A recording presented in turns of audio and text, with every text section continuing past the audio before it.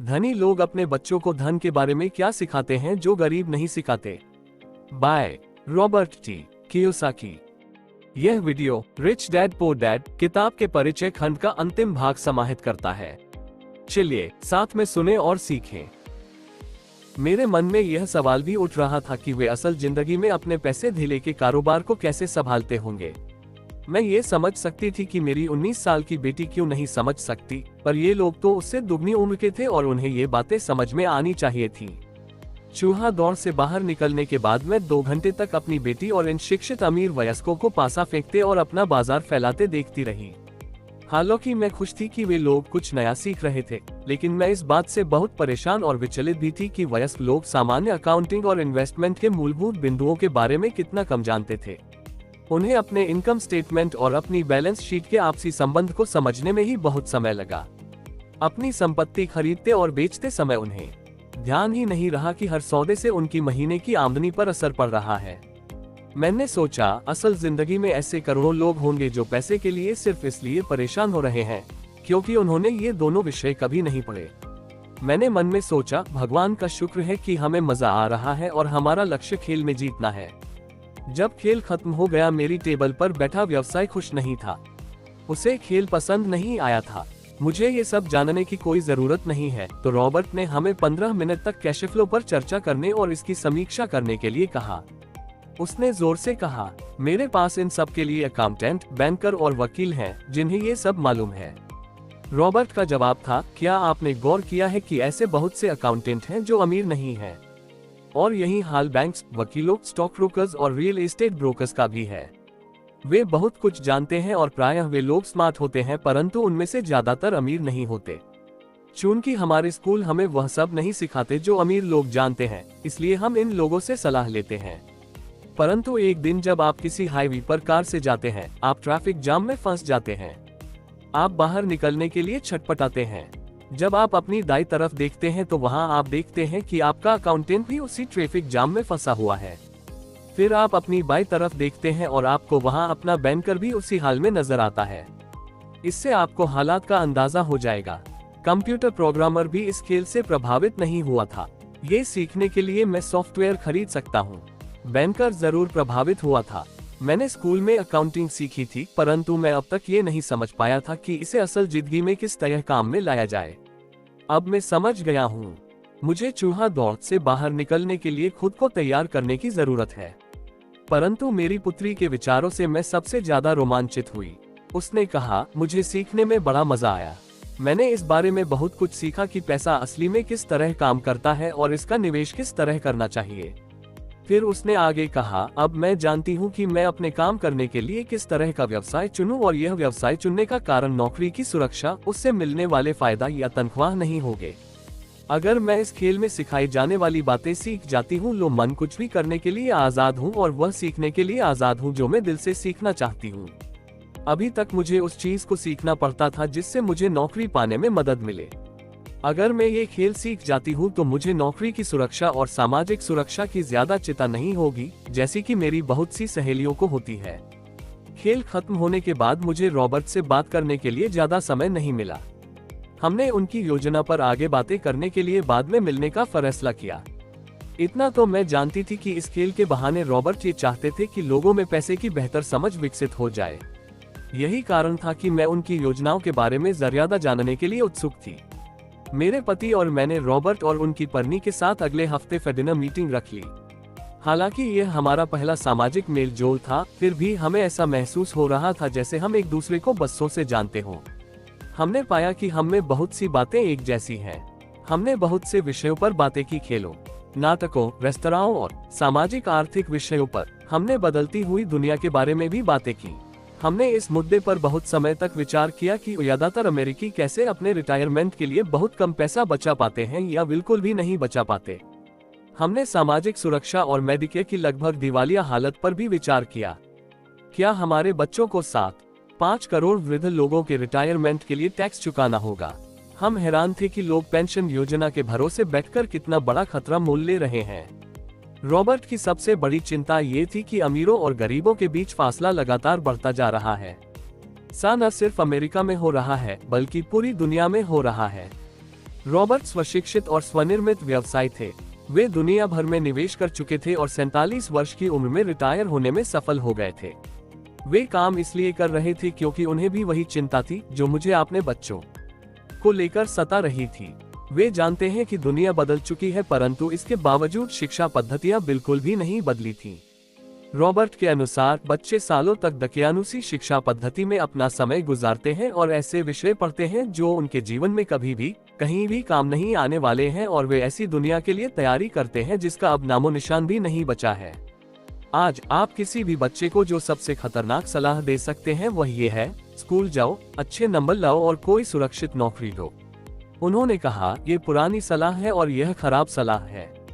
अगर आप ये देख सकते हैं कि एशिया, यूरोप, दक्षिण अमेरिका में क्या हो रहा है तो आप भी उतनी ही चिंतित होंगी जितना कि मैं। रॉबर्ट के अनुसार यह बुरी सलाह है, क्योंकि अगर आप चाहते हैं कि आपके बच्चे का भविष्य आर्थिक रूप से सुरक्षित हो तो आप पुराने नियमों के सहारे नए खेल को नहीं खेल सकते। ये बहुत खतरनाक होगा। मैंने उससे पूछा कि पुराने नियमों से उसका क्या मतलब है। मेरी तरह के लोग अलग तरह के नियमों से खेलते हैं और आपकी तरह के लोग पुराने नियमों की लीक पर ही चलते रहते हैं। उन्होंने कहा, क्या होता है जब कोई कॉरपोरेशन स्टाफ कम करने की घोषणा करता है? 5 लोगों को नौकरी से निकाल दिया जाता है, परिवार तबाह हो जाते हैं, बेरोजगारी बढ़ जाती है। हाँ, परंतु कंपनी पर इसका क्या असर पड़ता है, खासकर जब वह कंपनी स्टॉक एक्सचेंज में दर्ज हो। जब स्टाफ कम करने की घोषणा होती है तो स्टॉक की कीमत बढ़ जाती है। मैंने कहा, जब कंपनी तनख्वाह का खर्च कम करती है तो बाजार इस बात को पसंद करता है, ऐसा चाहे स्टाफ कम करके किया जाए या फिर कंप्यूटर के माध्यम से किया जाए। उन्होंने कहा, आप ठीक कह रही हैं। और जब स्टॉक की कीमतें बढ़ती हैं तो मेरी तरह के लोग, यानी जिनके पास उस कंपनी के शेयर होते हैं, वे ज्यादा अमीर हो जाते हैं। अलग तरह के नियमों से मेरा यही आशय था। कर्मचारी हारते हैं, मालिक और निवेशक जीतते हैं। रॉबर्ट कर्मचारी और मालिक के बीच के फर्क को समझा रहे थे। ये फर्क था अपनी किस्मत पर खुद अपना नियंत्रण होना या फिर अपनी किस्मत पर किसी दूसरे का नियंत्रण होना। परंतु ज्यादातर लोग यह नहीं समझ पाते हैं कि ऐसा क्यों होता है। मैंने कहा, उन्हें लगता है कि यह ठीक नहीं है। उसका जवाब था, इसीलिए तो बच्चों से यह कहना मूर्खता है, अच्छी शिक्षा प्राप्त करो। ये सोचना मूर्खता है कि स्कूलों में दी जा रही शिक्षा से बच्चे उस दुनिया का सामना करने के लिए तैयार हो जाएंगे जिसमें वे कॉलेज के बाद पहुंचने वाले हैं। हर बच्चे को ज्यादा शिक्षा की जरूरत है, एक अलग तरह की शिक्षा की, और उन्हें नए नियमों को जानने की भी जरूरत है। अलग तरह के नियमों को जानने की। धन के कुछ नियम होते हैं जिनसे अमीर लोग खेलते हैं और धन के कुछ और नियम होते हैं जिनसे बाकी 95% लोग खेलते हैं। और ये 95% लोग उन नियमों को अपने घर और स्कूल में सीखते हैं। इसीलिए आजकल किसी बच्चे से यह कहना खतरनाक है, मन लगाकर पढ़ो और अच्छी नौकरी खोजो। आज बच्चों को अलग तरह की शिक्षा की जरूरत है और आज की शिक्षा नीति उन्हें कुछ मूलभूत बातें नहीं सिखा पा रही है। इस बात से कोई फर्क नहीं पड़ता कि क्लासरूम में कितने कंप्यूटर रखे हैं या स्कूल कितना पैसा खर्च कर रहे हैं। जब शिक्षा नीति में वह विषय ही नहीं है तो उसे किस तरह पढ़ाया जा सकता है? अब सवाल यह उठता है कि किस तरह माता पिता अपने बच्चों को वह सिखा सकते हैं जो वे स्कूल में नहीं सीख पाते। आप अपने बच्चे को अकाउंटिंग किस तरह सिखाते हैं? क्या इससे वे बोर नहीं हो जाते? और आप उन्हें किस तरह निवेश करना सिखाएंगे जब एक पालक के रूप में आप खुद निवेश के खतरे से डरते हैं? अपने बच्चों को सुरक्षित जीवन के लिए तैयार करने के बजाय मैंने ये बेहतर समझा कि उन्हें रोमांचक जीवन के लिए तैयार किया जाए। तो आप किस तरह किसी बच्चे को धन और उन सब चीजों के बारे में सिखा सकते हैं जिन पर हमने अभी विचार किया है? मैंने रॉबर्ट से पूछा, हम किस तरह इसे माता पिता के लिए आसान बना सकते हैं, खासकर तब जब उन्हें खुद ही इसकी समझ न हो। उन्होंने कहा, मैंने इस विषय पर एक पुस्तक लिखी है। वह पुस्तक कहाँ है? मेरे कंप्यूटर में। ये बरसों से वहीं बिखरी पड़ी है। मैं कभी कभार उसमें कुछ बातें जोड़ देता हूँ, परंतु मैं आज तक उसे कभी इकट्ठा नहीं कर पाया। मैंने इस पुस्तक को तब लिखना शुरू किया था जब मेरी पहली पुस्तक बेस्टसेलर हो गई थी, परंतु मैं अभी तक अपनी नई पुस्तक को पूरा नहीं कर पाया हूँ। यह अभी भी खंडों में है और वह पुस्तक निश्चित रूप से खंडों में ही थी। उन बेतरतीब खंडों को पढ़ने के बाद मैंने ये फैसला किया कि पुस्तक निश्चित रूप से बेहतरीन थी और समाज में इसकी बहुत जरूरत थी, खासकर ऐसे समय में जब दुनिया तेजी से बदल रही थी। हम दोनों तत्काल इस निर्णय पर पहुंचे कि मैं रॉबर्ट की पुस्तक में सह लेखक बन जाऊं। मैंने उनसे पूछा कि उनके विचार से किसी बच्चे को कितनी वित्तीय शिक्षा की जरूरत होती है। उन्होंने कहा कि यह बच्चे पर निर्भर करता है। अपने बचपन में ही उन्होंने ये जान लिया था कि वे अमीर बनना चाहते थे और उन्हें एक ऐसे पितास्वरूप व्यक्ति मिल गए थे जो अमीर थे और जो उनका मार्गदर्शन करने के इच्छुक भी थे। रॉबर्ट का कहना था कि शिक्षा ही सफलता की नींव है। जिस तरह स्कूल में सीखी गई बातें बहुत महत्वपूर्ण होती है, उसी तरह धन संबंधी समझ और बोलने की कला भी महत्वपूर्ण होती है। आगे की कहानी रॉबर्ट के 2 डैडियों के बारे में है, जिनमें से एक अमीर है और दूसरे गरीब। इनके जरिए रॉबर्ट उन रहस्यों को बताएंगे जो उन्होंने अपने जीवन में सीखे हैं। दोनों डैडियों के बीच का अंतर एक खास बात उजागर करता है। इस पुस्तक को मैंने बढ़ाया है, इसमें कुछ जोड़ा और घटाया है और इसे व्यवस्थित करने का काम किया है। जो अकाउंटेंट इस पुस्तक को पढ़े, उनसे मेरा यही अनुरोध है कि वे अपने किताबी ज्ञान को एक तरफ रख दें और अपने दिमाग में रॉबर्ट के सिद्धांतों को घुस जाने दें। हालांकि उनमें से कई सिद्धांत पहली नजर में गलत लगेंगे, अकाउंट्स के सिद्धांतों की बुनियादी बातों को चुनौती देते लगेंगे, परंतु ये याद रखें कि वे एक महत्वपूर्ण दृष्टि देते हैं कि किस तरह सच्चे निवेशक अपने निवेश के फैसलों का विश्लेषण करते हैं। जब हम अपने बच्चों को स्कूल जाने, मेहनत से पढ़ने और अच्छी नौकरी पाने की सलाह देते हैं तो अक्सर हम ऐसा सांस्कृतिक आदतों के कारण करते हैं। ऐसा करना हमेशा सही चीज मानी गई है।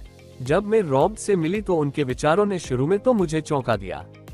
2 डैडियों के साथ पतले बड़े रॉबर्ट के सामने 2 अलग अलग लक्ष्य होते थे। उनके पढ़े लिखे डैडी उन्हें कॉरपोरेशन में नौकरी करने की सलाह देते थे। उनके अमीर डैडी उन्हें कॉरपोरेशन का मालिक बनने की सलाह देते थे। दोनों ही कामों में शिक्षा की जरूरत थी, परंतु पढ़ाई के विषय बिल्कुल अलग अलग थे। पढ़े लिखे डैडी रॉबर्ट को स्मार्ट बनने के लिए प्रोत्साहित करते थे। अमीर डैडी रॉबर्ट को ये जानने के लिए प्रोत्साहित करते थे कि किस तरह स्मार्ट लोगों की सेवाएं ली जाएं। 2 डैडियों के होने से कई समस्याएं भी पैदा हुई। रॉबर्ट के असली डैडी हवाई राज्य में शिक्षा प्रमुख थे। जब रॉबर्ट 16 साल के हुए तो उन्हें इस बात की कोई खास चिंता नहीं सता रही थी। अगर तुम्हें अच्छे नंबर नहीं मिलते तो तुम्हें कोई अच्छी नौकरी नहीं मिलेगी। वे पहले से ही जानते थे कि उनके करियर का लक्ष्य था कॉरपोरेशन का मालिक बनना, न कि उसमें नौकरी करना। सच तो यह है कि अगर हाई स्कूल में समझदार और मेहनती परामर्शदाता नहीं मिला होता तो रॉबर्ट कभी कॉलेज भी नहीं गए होते। वे इस बात को मानते हैं। वे दौलत कमाने के लिए बेताब थे, परंतु वे आखिरकार मान ही गए कि कॉलेज की शिक्षा से भी उन्हें फायदा हो सकता है। दरअसल इस पुस्तक में दिए गए विचार शायद बहुत से माता पिताओं को क्रांतिकारी और अतिशयोक्तिपूर्ण लगेंगे। कई लोगों को तो अपने बच्चों को स्कूल में रखने में ही काफी मेहनत करनी पड़ रही है, परंतु बदलते हुए समय को देखते हुए हमें नए और जोखिम भरे विचारों की तरफ ध्यान देने की जरूरत है। अपने बच्चों को कर्मचारी बनने की सलाह देने का मतलब यह है कि हम उन्हें जिंदगी भर अपनी खून पसीने की कमाई से इनकम टैक्स व और भी न जाने कितने टैक्स चुकाने की सलाह देते हैं और इसके बाद भी पेंशन की कोई गारंटी नहीं होती। और यह सच है कि आज के जमाने में टैक्स किसी व्यक्ति का सबसे बड़ा खर्च है। हकीकत में ज्यादातर परिवार तो जनवरी से आधी मई तक सिर्फ अपने टैक्स चुकाने के लिए ही सरकार की नौकरी करते हैं। आज नए विचारों की बहुत जरूरत है और यह पुस्तक हमें नए विचार देती है। रॉबर्ट का दावा है कि अमीर लोग अपने बच्चों को अलग तरह की शिक्षा देते हैं। वे अपने बच्चों को घर पर सिखाते हैं, डिनर टेबल पर। हो सकता है कि यह विचार वे न हो जिन पर आप अपने बच्चों के साथ बातें करते हो, परंतु उन पर नजर डालने के लिए धन्यवाद। और मैं आपको सलाह देती हूँ कि आप खोज करते रहें। एक माँ और एक CPA होने के नाते मैं तो यही सोचती हूँ कि अच्छे नंबर लाना और एक बढ़िया नौकरी पा लेना एक पुराना विचार है। हमें अपने बच्चों को नए तरह के विचार देने होंगे। हमें उन्हें अलग तरह की शिक्षा देनी होगी। शायद हम अपने बच्चों को ये सिखाएं कि अच्छे कर्मचारी होने के साथ साथ वे अपना खुद का निवेश कॉरपोरेशन भी खोल सकें। दोनों का ये तालमेल बढ़िया रहेगा। एक माँ होने के नाते मुझे उम्मीद है कि यह पुस्तक सभी अभिभावकों के लिए फायदेमंद होगी। रॉबर्ट लोगों को ये बताना चाहते हैं कि कोई भी व्यक्ति अगर ठान ले तो अमीर बन सकता है। अगर आप एक माली या गेटकीपर हैं या पूरी तरह बेरोजगार हैं तो भी आप में खुद को और अपने परिवार के लोगों को धन संबंधी बातें सिखाने की काबिलियत है। ये याद रखें कि धन संबंधी बुद्धि वह दिमागी तरीके है जिससे हम अपनी धन संबंधी समस्याओं को सुलझाते हैं। आज हम ऐसे विश्वव्यापी तकनीकी परिवर्तनों का सामना कर रहे हैं जिनका सामना हमने आज से पहले कभी नहीं किया। किसी के पास भी जादू की पुड़िया नहीं है, परंतु एक बात तो तय है, ऐसे परिवर्तन हमारे सामने आने वाले हैं जो हमारे यथार्थ से परे हैं। कौन जाने भविष्य हमारे लिए क्या लाता है, पर जो भी हो हमारे पास 2 मूलभूत विकल्प मौजूद हैं। या तो हम सुरक्षा की राह पर चले या फिर हम स्मार्ट बनकर खुद को धन संबंधी क्षेत्रों में शिक्षित करें और अपने बच्चों की धन संबंधी प्रतिभा को भी जागृत करें। By Sharon lateral.